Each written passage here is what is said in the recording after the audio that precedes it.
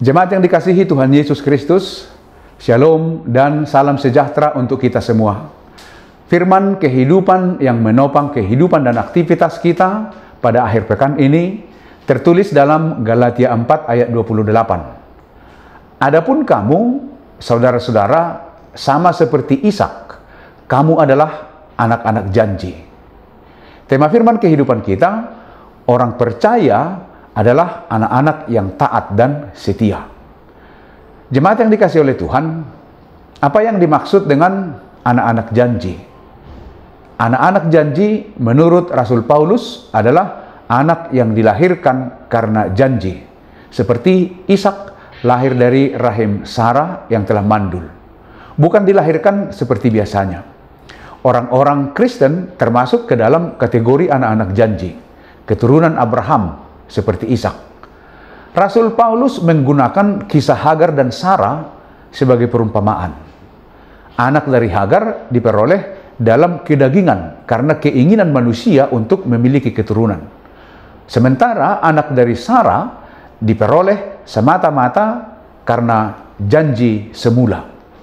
Karena itu Rasul Paulus mengatakan, jikalau kamu milik Kristus, kamu adalah keturunan Abraham dan ahli waris menurut janji Allah. Dalam firman kehidupan kita hari ini, Paulus kembali menegaskan mengenai posisi setiap orang yang telah menerima Yesus Kristus adalah Tuhan dan Juru Selamat di dalam kehidupannya.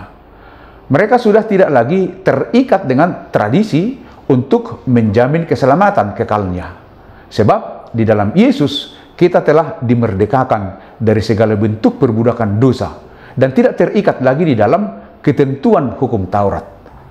Di sini Paulus menggambarkan bahwa orang-orang yang sudah percaya kepada Yesus digambarkan sebagai keturunan dari perempuan merdeka, bukan keturunan dari perempuan budak. Mereka lah yang akan menerima janji keselamatan kekal dari Tuhan. Sebaliknya, orang-orang yang masih terus memegang teguh hukum Taurat digambarkan sebagai anak-anak Hagar, seorang hamba Abraham, yang diberikan Sarah menjadi gundik Abraham agar melahirkan anak baginya. Hagar melahirkan anak bagi Abraham pada saat Sarah sudah mandul. Kemudian pada akhirnya Sarah melahirkan anak bagi Abraham sesuai janji Tuhan kepadanya. Kedua anak itu merupakan keturunan Abraham. Namun hanya Ishak yang mewarisi janji berkat yang Allah janjikan kepada Abraham. Karena Ishak adalah anak perjanjian. Demikian pemahaman kita mengenai keberadaan kita di dalam Yesus Kristus, Tuhan dan penebus kehidupan kita. Kehidupan kita sebagai orang Kristen harus kita jalani seperti anak-anak janji. Kita hadir di dunia ini bukan karena keinginan manusia atau karena keinginan kedagingan, melainkan karena kehendak Allah. Oleh karena itu, kehidupan orang Kristen pun harus mencerminkan kehendak Allah, bukan malah membelenggu diri pada berbagai perhambaan, seperti kepatuhan pada aturan yang kaku, menghambakan diri kepada uang, takut pada kekuasaan, atau hal-hal lain. Orang Kristen harus siap hidup merdeka yang seturut dengan kehendak Allah kita, sehingga bisa seperti Ishak yang menjadi alat Tuhan untuk mewujudkan kehendaknya di dunia ini. Sebagai orang Kristen, maka segala sesuatu yang kita lakukan dan segala pengalaman kita harus kita hayati sebagai cara Tuhan Allah untuk menunjukkan karyanya kepada dunia ini. Sikap hidup seperti itulah yang telah dipelihara oleh Yesus Kristus sampai kepada salib. Dan ketaatan Yesus memperlihatkan kekuasaan Allah yang begitu besar melalui kebangkitannya pada hari ketiga dari antara orang mati. Kita sebagai anak-anak yang lahir karena janji, marilah kita hidup sebagai orang-orang yang merdeka, yang tidak dikuasai oleh nafsu duniawi dan kedagingan kita. Kiranya anugerah Tuhan senantiasa memampukan kita untuk hidup sebagai anak-anak janji. Semoga di akhir pekan ini, kita semua dalam keadaan sehat dan penuh semangat, karena kasih Tuhan yang senantiasa menyertai dan menguatkan kita.